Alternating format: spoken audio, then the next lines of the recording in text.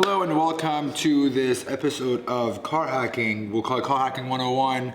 I have Specters with me, who's a brilliant car hacker. You just did a DEF CON panel on car hacking? Yeah, so I did a talk and I did a panel, and it was really nerve-wracking, but it was awesome. Was this your first time doing any? Yeah, it's my first ever talk on stage. Wow, good for at the you. Car Hacking Village for sure. So yeah. Who was on the panel with you? Actually, Leonard. So me and Leonard are close friends. He does a bunch of Tesla hacking stuff, and I know a bunch of the people in the that are staff at the Car Hacking Village. So I think one of them is actually your coworker. Really? Yeah. Who? Oh my God, just forgot his name. What the hell? But there's like MintyNet. There's a couple of other people that work around there. There's Craig Smith, who's author of the Car Hacking Handbook and stuff. I've emailed him a couple of times. So. You got to meet him? Yeah, so I got to meet him in person. One of your coworkers worked at FCA though before he moved over to HackerOne. Wow. Can't remember his name. But yeah. Well, I'll look him up. We'll find out who it is. Yeah. So I am a complete noob when it comes down to anything car hacking related.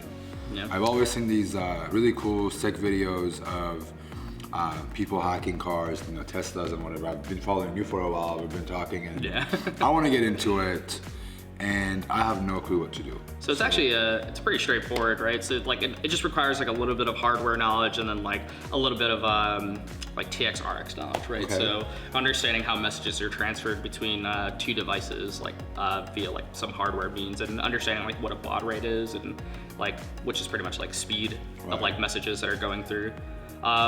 And then just having the hardware to use. So I have a couple of examples where this thing connects to an OBD2 port in your vehicle. Right. You can actually use. It's usually under the it's under the steering wheel, right? It's the same thing. Okay. Exactly. Cool. So it's used to essentially read diagnostic messages, but what else is available down there, right? What else is available in Teslas? Me and my friends have been working on a couple devices where we can pretty much make our own application for Teslas and create custom features. But this is universal, right? So this one is universal. Right here. I'm just gonna get it closer. Yeah, that's fine. This is it's universal. It goes to the car. And then this goes to a serial to USB cable, so I can. So obviously, I'll just show it out really quickly. Yep.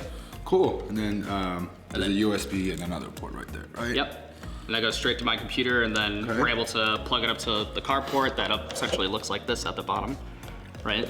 So essentially when you're communicating with the car, you're actually communicating with the ECU. So this is actually an ECU simulator, and I programmed this one to pretty much be a CTF to teach people on the fly. So this is pretty much what you would plug into if you were in a car? So this is actually inside the engine. So this is inside the internals of the car, except it's in a big silver box. This is one that's way reduced in size, and you can connect scanners, you can connect a bunch of stuff to it. So where can I get one of these? You can actually buy it on Intrepid's website. It's about $300, which is a little bit expensive, but there's a bunch of other. It's worth it, I assume. Yeah. Once you start programming it, it's pretty much worth, because then it gives you an understanding of it. Cool. Get out. I'll leave it down there. We'll come back to it. I see you have a couple more tools. Kind of want to talk about this badge. So this is for the Car Hacking Village at DEF CON? Yeah, so I got this badge because I was a speaker, and I believe it's made by Rapid7. You're actually able to drive it around and stuff. We have to set up a custom app that works through Bluetooth to be able to drive it around. Okay. It actually has a ton of different cool options when you click the button on the back. You're able to actually scroll through the options here. Don't know how we're gonna record that one. Yeah, it's all good. But you're actually able to just change the lighting and stuff. Bling, fade, and police. What is that one? How do I change this out again? There's a wheel on the back. And you turn it. That's cool. Let's see. Very cool. And then you click the button one more time. Just to show the options on there. Yep. And then there's a small button right on this side. Oh, there we go. I didn't push that. There we go. Pretty cool. Yeah. So you can drive this around with. Yeah, you can actually drive it around. You can turn the wheels and everything. It's pretty interesting. This is one of the newer designs that they had last year. They were giving out something that looked kind of like this, but it was a giant key and it had horns on it. And it actually had CAN messages running off of it. So they were pretty much emulating a car in last year's badge, and it was part of the CTF that they integrated in, which I thought was really awesome. But this one totally topped that one with like having its own. I mean, this is pretty cool. Yeah, walking around a conference with one of these would be pretty cool. Yeah, it's awesome. So we talked about these two. What is this thing? So my friend actually made this. So Minty. He's one of the hackers, right? Yeah, awesome. he is. So me and Minty are pretty close friends. When I first got into car hacking, I reached out to him on Twitter, and he creates his own custom hardware. He's been in the car hacking industry and just like the car security industry for years. So when we first got into the car hacking industry, there was only things like this, for example, that cost like $60. Okay. Right. So he went out and he wanted to create the cheapest like car hacking stuff, and he did. So like this only costs like $5 to $10 to actually make. Really? Yeah. And then you're able to just hack cars on the go. And he actually uses this as a business card. So he gives it to a couple of people. Really? Then he like tells you to buy the parts. And you put it all together. So you can go on his website, Minty.net. I'll show it one more time for everyone wanting to look at it. If it doesn't focus on the video on the go, I'll put the link in the description again. Yep. So this is his business card of some sort. Yeah. And he has a similar tutorial on how to put this together and use it. Yeah, so he has like somewhat of like a tutorial, and like I believe he released the schematics for this on his GitHub page, which I'll also give the link to you guys. Cool. So we talked about all this cool little tools that we have here. I'm gonna get my hands on one of these more than likely. If I meet him, I'm gonna pick his brain on how he came up with this idea. Yeah, exactly. It's going from $60 he made a to more hardcore one too. Like this smaller one is essentially goes in here with a wireless attachment on top of it. So he made a wireless version of it that does Bluetooth, Wi-Fi, and it can also do micro USB to USB, and it's fucking intense. It's mind blowing. Yeah. Cool. So what is your background like? Did you go to school? Yes, I was in college for a couple of years. They only teach like networking stuff at my college, but I really wanted to learn reverse engineering, and I really wanted to focus on like more mechanical things, so like planes, cars, boats, things like that, right? Unfortunately, I can't get my hands on it all the time. Yeah, I think a car is a little bit cheaper than exactly, right? So I went online and was like searching up a couple of things, and they had this training event for college students, and it's called SAE Cyber Auto. Okay. And they pretty much tell you to get out to Michigan and we'll teach you how to hack cars. So I took a $5 bus out to Michigan because obviously as a broke college student, I'm like, I really want to learn this. I'll do anything I can to get there. So I took a mega bus out to Michigan, found like a discount code online to make it the trip $5. And then like walked like an hour to this college, Macomb College, I believe is what it's called. So you invested a lot of time into this. Yeah.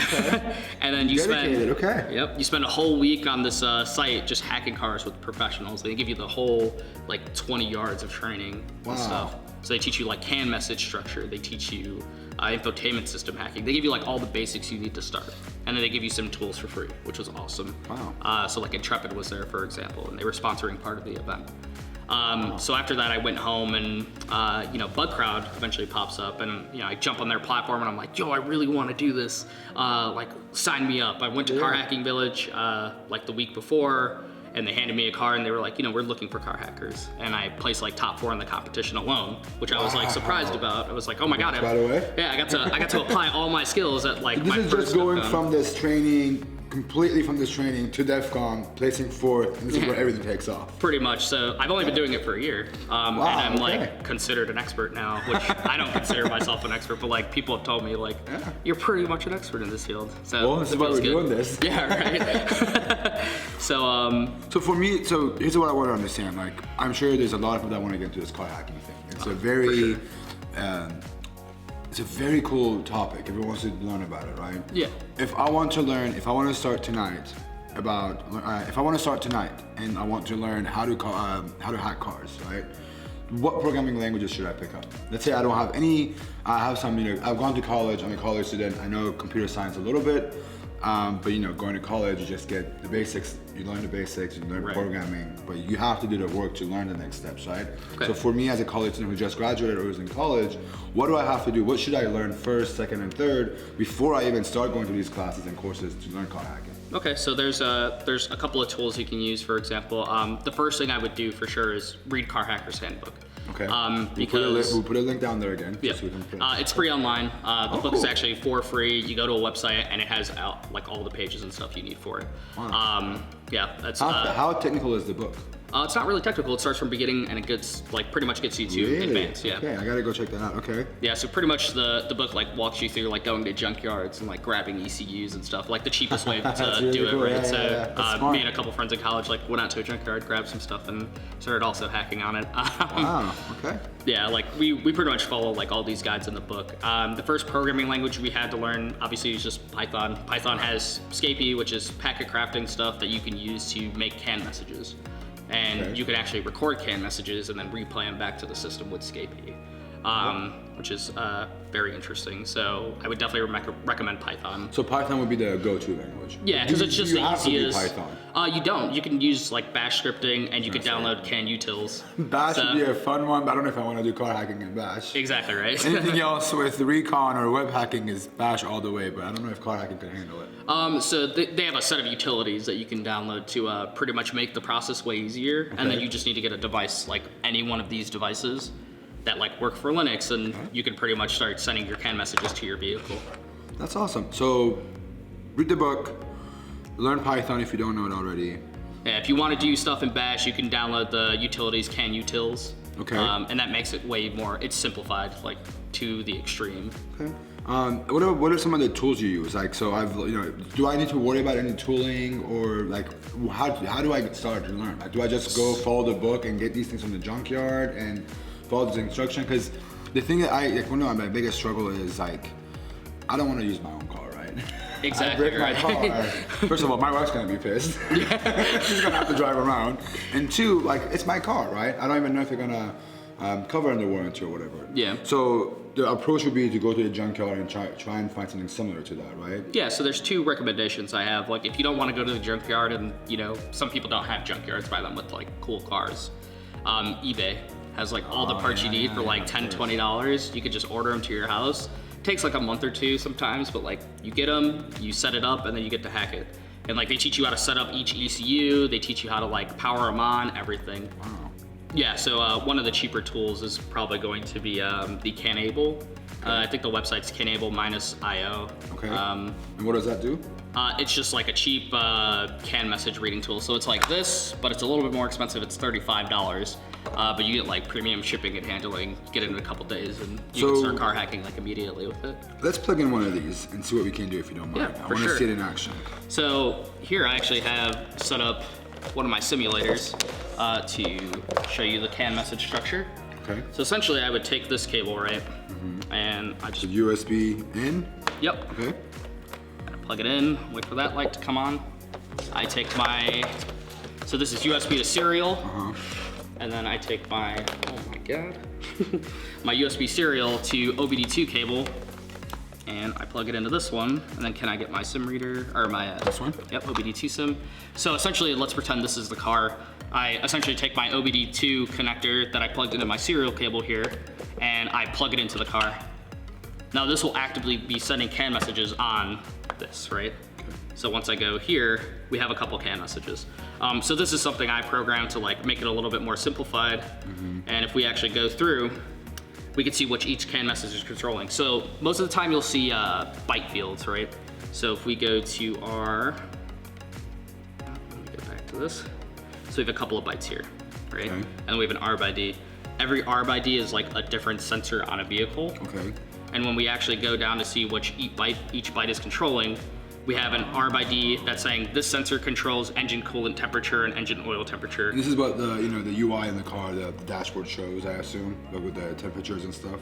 So a little bit, right? So most of the time you're going to see data that looks like this, and you're just going to see R by D and data bytes, and that's it, right? So you'll never see like the actual like definition of what they are. But behind the scenes, they're defining definitions, and they're saying like these commands go to these specific sensors because they have this assigned unique ID to it. Okay.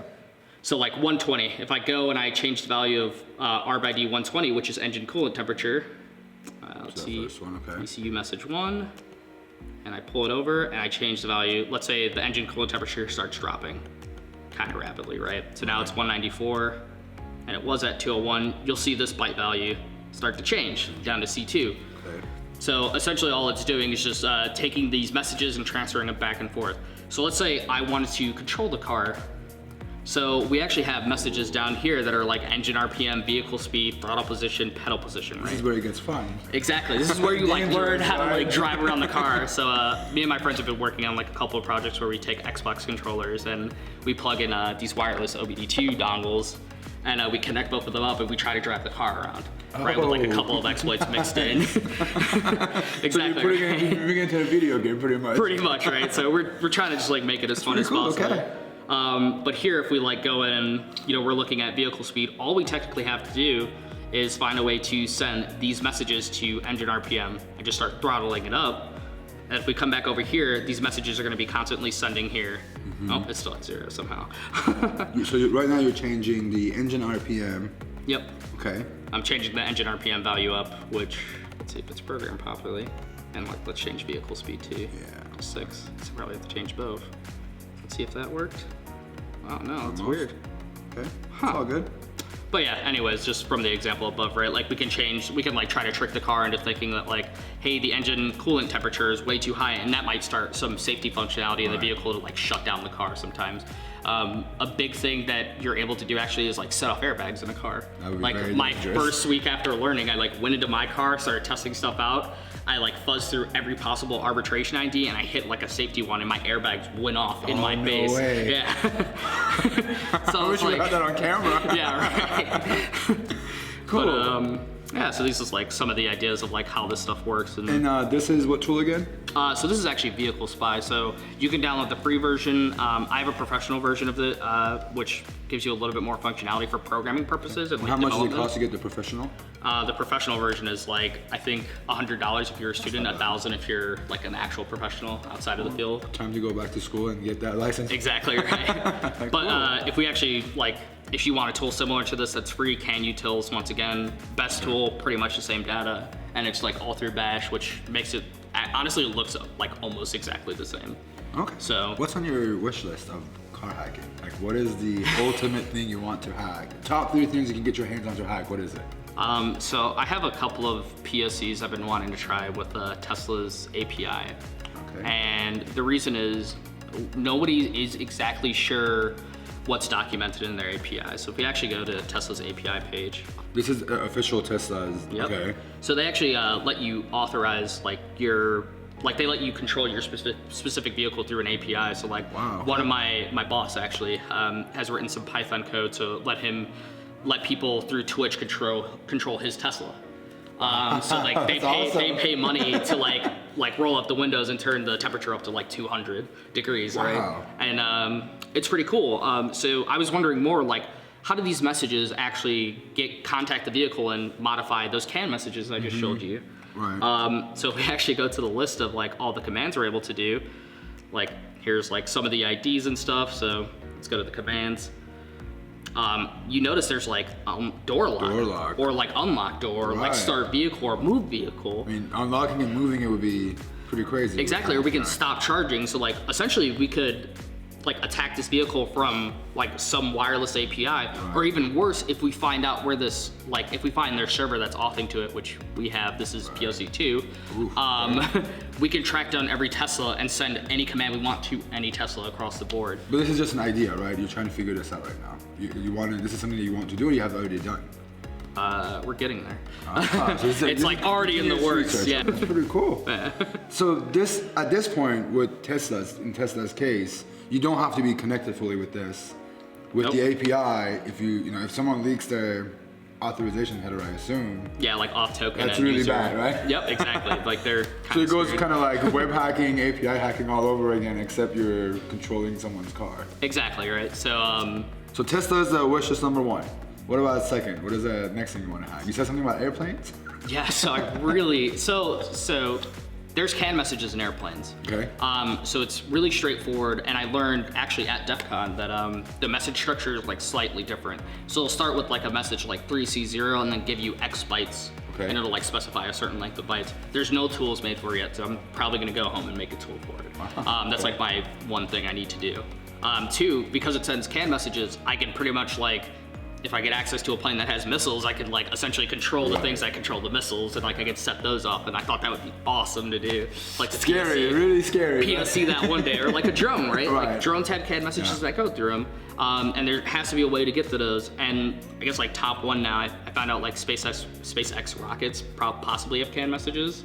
So like hacking into a rocket might be like top of that list. Stuff, yeah. Some futuristic stuff. Yeah, 100%. So yeah, I've been looking more into like just mechanical things that like, you know, fly, drive, go into space now. I always thought those would be like cool things to hack into one day. So here I am trying to learn. Yeah, right. Well, this is really cool. I didn't know this existed. Now this opens up another world of like just hacking for me. Yeah, dude, we should look into this because there's a bunch of these that could be undocumented. Did you, speaking of Tesla, did you see, so Sam ZLZ, brilliant hacker, ZLZ is cool as fuck. Yeah. He just bought a Tesla not too long ago. Did he? Yeah, and you know what he did? Oh, shit. He got a blind access to fire on Tesla because he chipped his window and he requested help from them.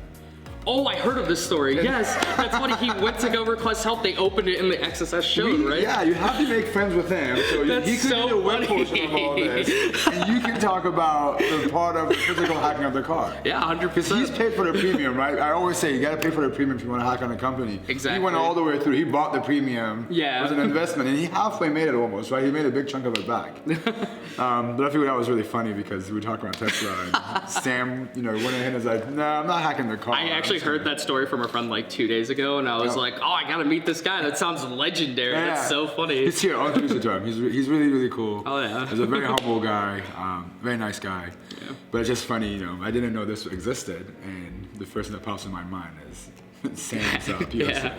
So some of the things that are on here that we see is, you were showing me was door lock, door wake up. What is unlock, wake up? It's just a start the vehicle. Okay, and then you unlock the door obviously to get in, lock door, honk horn. I'll be scared to honk someone's horn as they're sitting in there. Man, my friend has a funny thing he wants to do with that actually. Start HVAC system, stop it.